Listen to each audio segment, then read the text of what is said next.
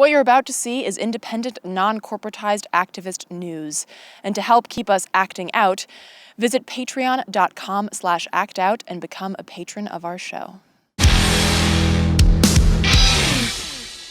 This week on Act Out, in Selma and worldwide, we take a look at actions and events for and by women that not only highlight our power and struggle as women, but the continued fight for racial justice, environmental justice, and human rights.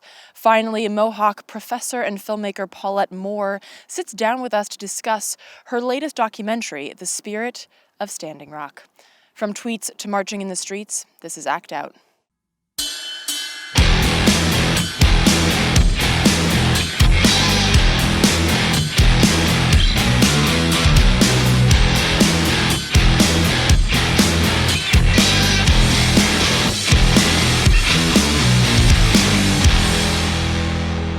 Welcome to Act Out. I'm Eleanor Goldfield, and this is your tipping point. I love to see a young girl go out and grab the world by the lapels. Life's a bitch. You've got to go out and kick ass. I couldn't have said it better myself, nor did I. Maya Angelou's quote is one of those wake up and stay woke messages of inspiration that so beautifully encapsulates women on the front lines. Women-led and founded movements are nothing new, for sure. You've probably heard of many, but just didn't know about it. Black Lives Matter, for instance, Standing Rock. The importance of recognizing these women goes beyond just a matter of credit where credit is due. It's about ensuring that women and girls recognize and use their power to affect change, to stand up to the patriarchal structures, to stand up and fight. And while we're going to get into a badass revolutionary rundown of women next week for International Women's Day, right now, we're going to outline a couple of actions and ideas that you need to know about. So, first off, back in the earlier days of Act Out, episode 11 in fact, we had community organizer Ebony Washington on the show during the Million Moms March on Washington. Today, we are introducing her latest endeavor, Sisters in Synergy, an organization of women and girls whose mission includes the promotion of human rights through civic engagement, of holistic health of mind, body, and soul, of cultural awareness of the African diaspora, of lifetime learning, and of community building through Ubuntu principles. Ubuntu is a philosophy derived from the word which in Nguni means the quality of being human. The keystone idea can be summed up in the African proverb, "One finger cannot pick up a grain." Ubuntu principles have been used specifically for socio-political endeavors precisely because it highlights our interconnectedness as well, and the necessity of working together. In this way, it is also a personal philosophy that supports what I have often discussed on this show, the importance of personal evolution before social and political. We must first recognize our own place in community, in connection with other beings, before we can hope to create a society founded on the well-being of both people and planet.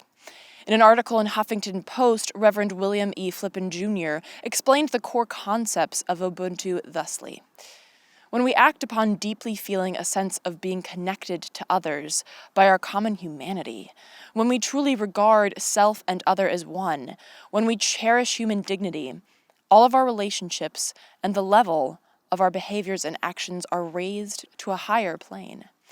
When we understand and practice Ubuntu, we will realize that each has a vital role to play, which must be held in balance, no one dominating the other. We must break the walls down, build the body up, bring the people together. And it is with this goal of bringing together and building that the Sisters in Synergy are organizing a women's march in conjunction with the annual Selma Bridge Crossing taking place this Sunday, March 5th. The action will not only align with the continued fight for racial justice in this country, but it will also pointedly remark on the importance of Black women in the fights for justice across issues, and ask allies to march with or behind Black women as they lead the way in this march.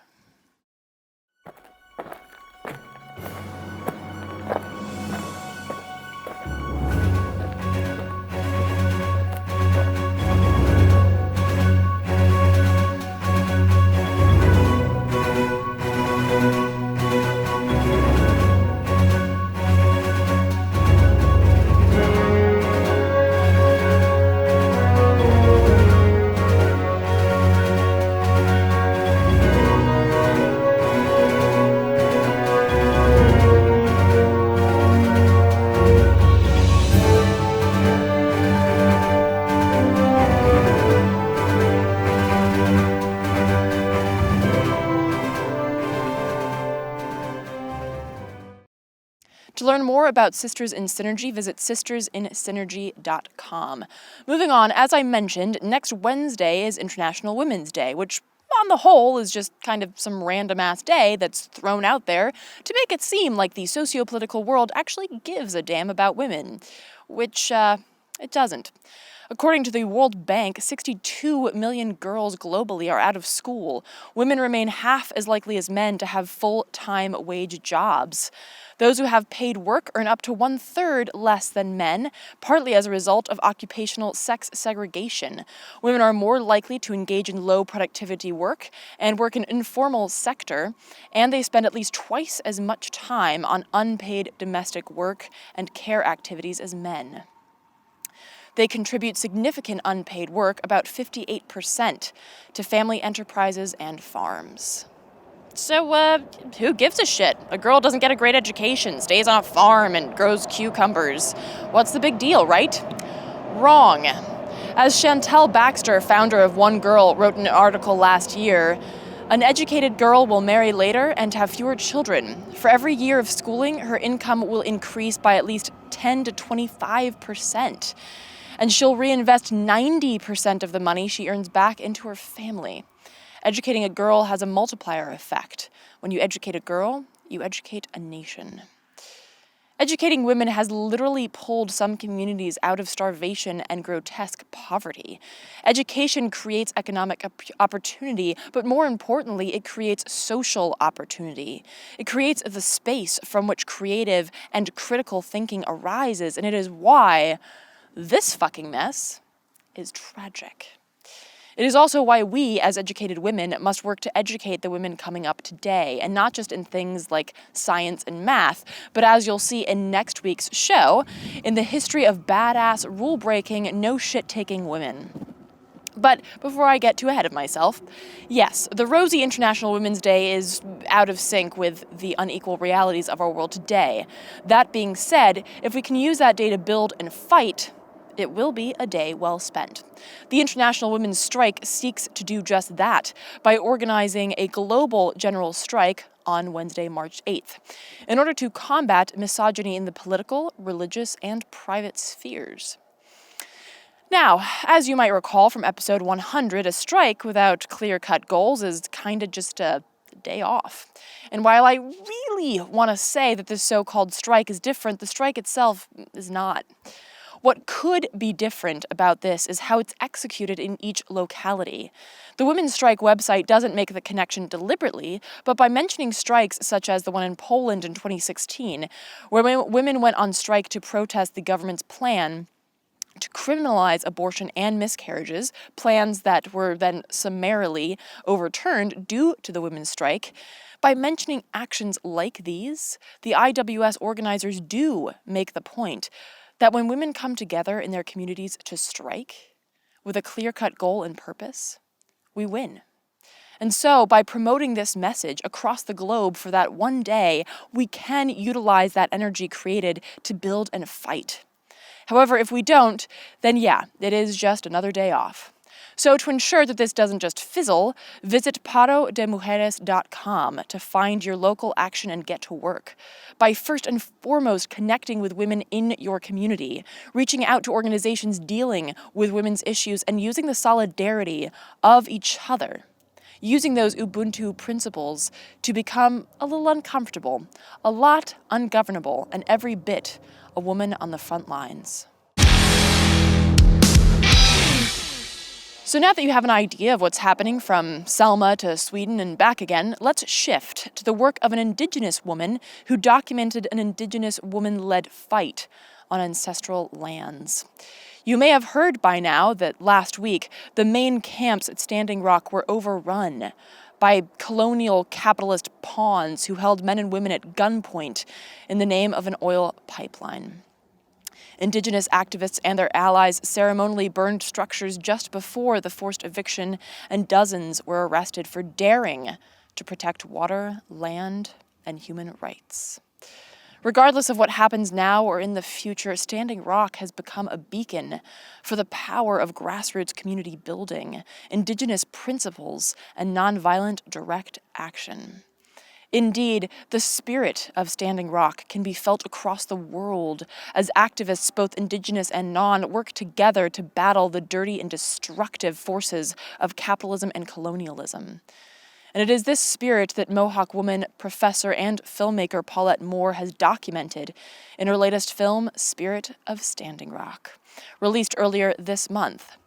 Last week, we sat down and talked with Paulette about her film, the Indigenous approach to community building, tradition, and technology, and the unshakable spirit of Standing Rock. Take a look. Okay, so first of all, talk about your work, because you mentioned it briefly in the documentary, your unique perspective both as a filmmaker and an Indigenous activist. Yeah, I come from a mainstream media background. I worked a lot with National Geographic and Discovery Channel were my main clients for a long time. And what I started realizing there is that Indigenous people ended up as either backdrops or props, or there was a lot of disrespect that not just Indigenous people, but tribal people, anybody of color. So that really started troubling me. And so started on a path to be kind of aligning with my own culture and my own sense of what justice needs to be. And up here, there was a mining issue where it was going to be the world's largest open pit taconite mine, 22 miles long, 1,000 feet deep, and in the most beautiful wilds. And this is 10% of the world's fresh water right down here in Lake Superior, less than half a mile from me. And behind me over here is the most beautiful wilderness, full of wealth, by the way, full of the wealth of maple trees that can be tapped, and other things that, hunting and fishing. And so what happened here was an amazing Ojibwe-led resistance, but not just resistance, envisioning. So they held a very small version of what's going on out at Standing Rock called Harvest Camp. And the whole point of Harvest Camp was to teach people that there is the wealth of the woods. It was brilliant. It was a really brilliant strategy and worldview and education for people here. And they led this multicultural sort of campaign really for 3 and 4 years that ended up being successful. The mine went away. I mean, it might not be forever, it might be coming back, but in 2015, the mine closed. And so really realizing this like Indigenous voice is bringing us these values that we've lost and these ways of being that are not just sort of esoteric spirituality, but a real map back to being a human being through ceremony, through connection with the land, through gratitude. It's not just this, spirituality. It's really like, oh, this is how we connect with each other. The sort of tagline for Standing Rock has become water is life, and understanding that it might not be the same for all tribes. Talk about that water and the connection to water, because I feel something in particular that non-Indigenous peoples might not understand, at least not initially, is that sort of connection. And I remember in the film, as the woman is asking permission to come on land, she says that she values the creator first and water second. Talk about that relationship to water. Well, even in my own Mohawk, Banyan, Gehaga culture, we have what's called the Ohendu Gariwadekwa. And what that is, it's called the words that come before all others. And it's what we are called to do. We are called to be grateful. And we name everything. And one of the first things that we name is the water, because that is the essential. That feeds the land, it feeds the birds, it feeds the trees, it feeds everything. And I think it's just so remarkable that our ancestors were listening so deeply that that's a real, again, it's a map for how you keep track of it. Ochinunwa su'a is the bugs. And what if you're looking around and you're saying gratitude for the bugs, but it's like, where are the bees? They're disappearing. It's an actual way to be held responsible for your relatives, which are all human and non-human. And so the water as really this source, and we are made of water, as just the most basic um, being, the most basic relative that we need to take care of. And if we take care of the water, then we take care of everything else. So that's why the water is the most important thing. And truly, like, we are water. And it's also that sort of that issue of connectivity, that, like you said, like water feeds the land, it feeds the trees, it feeds the bees, it feeds us, which also means that we are all part of the same stuff that makes all different types of creation. So Standing Rock has become sort of this beacon of community building, and you hear about this a lot inside activism and this need for community building. How and why did that work so well? I think people's lives are so filled up, um, basically by design. I think that um, people's workplaces are extractive. They expect so much of people's energy. And that's, people are really proud. I mean, if people go through the day and ask somebody, how are you doing? Oh, so busy, you know? And if you don't say, oh my God, so busy, people are like, well, don't you have anything to do? Are you worth anything? Yeah. And when we are able to step outside of that and put ourselves in the elements, we start wondering where our water is going to come from. We wonder where our food is going to come from. When I was at Standing Rock, one of the most sacred, amazing things that happened is that I was part of a whole massive group of people that butchered a buffalo that the tribe donated because it had been hurt by the herd. And so the tribe, there were two of them actually. And so this is being so connected, like putting your hands on this. Every part of that buffalo was used and distributed, to the camp, and then the hide was used, and the elders were there instructing us what to do with each and every part of the buffalo. So Standing Rock provides this space for people to go and learn and think and imagine. Like, we don't have time within our lives. Every time we turn on the tap, it doesn't allow us to think, what if what was coming out of that tap was either contaminated or it didn't come out of the tap.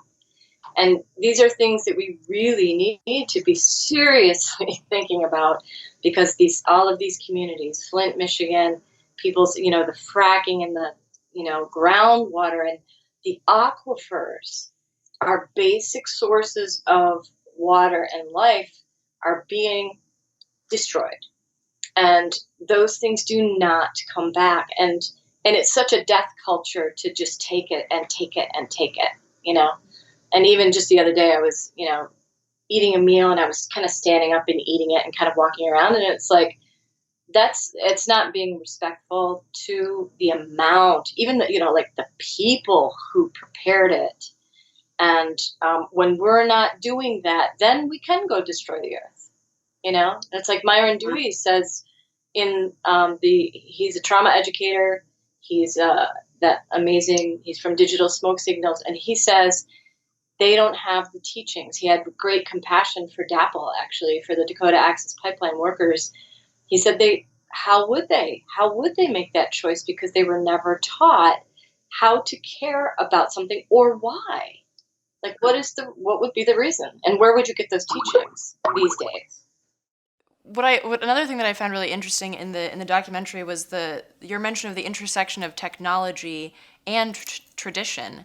And I think that's really fascinating and important, because a lot of people, I think, have this idea that indigenous cultures, because of their tradition that is so rooted in the earth, is just this Luddite organization of people that don't have it's like the Amish, but with indigenous people or something.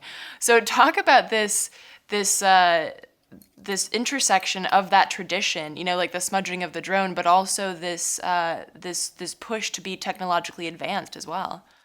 Yeah, and such a beautiful, really unique Indigenous voice that's coming out, that has again, spaces and has like incredible beauty, and Indigenous people telling their own story. We're storytellers, you know, and it's what we do. Occupy lived on Twitter, and Standing Rock lives on Facebook because of the Facebook Live. And I, as a teacher of social media and documentary, I was like, what is that? And it has a lot to do with that storytelling. Like, we need to be able to provide context. And Dallas Goldtooth from Indigenous Environmental Network, that was the first Facebook Live I ever saw, is when he started reporting. And he was, I've told the story, but like at his auntie's house, you know, making dinner, and he's got kids crawling all over. And there's something, again, about that permission of bringing your whole person to what you're doing, and not just being like, shut up, kid, shut up. You know, it's like, this is what's going on. It's messy. You know, we're human beings. And there's something so joyful and liberating about that. And then just the aesthetic beauty of the plains, and, you know, just a few of the artists that are just, wow, amazing. Prolific the Rapper, and Nako Bear and Medicine for the People. Lila June Johnston are all just beautiful artists who have stayed in ceremony within their own the technology and their art. You know?